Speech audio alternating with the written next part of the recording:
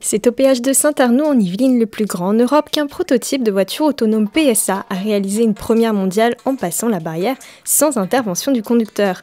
Pour y arriver, le groupe français s'est associé à Vinci Autoroute en développant un système de communication pour le moins particulier.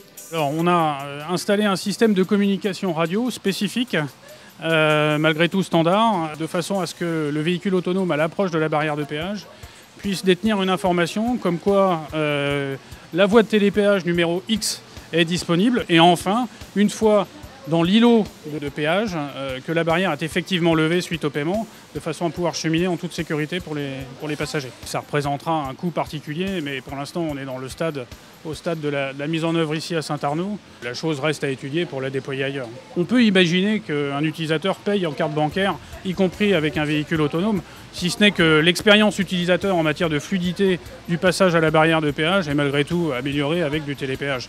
Et quelles sont les prochaines étapes de Vinci dans le développement de la voiture autonome? Qu'est-ce que vous prévoyez pour le futur?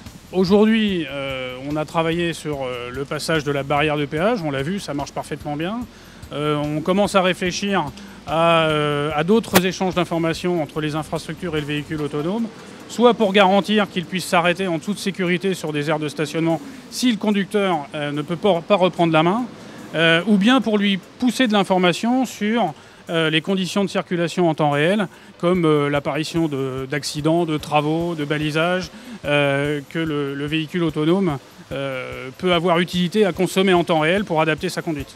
Ce prototype, basé sur un Citroën C4 Picasso, conserve l'ensemble des capteurs équipant déjà les véhicules autonomes plus classiques, mais possède pour la première fois un système de communication lié au péage. Grâce aux informations que ce dernier lui envoie, la voiture est alors capable de choisir la bonne voie et de s'y rendre malgré une circulation dense et l'absence de marquage au sol.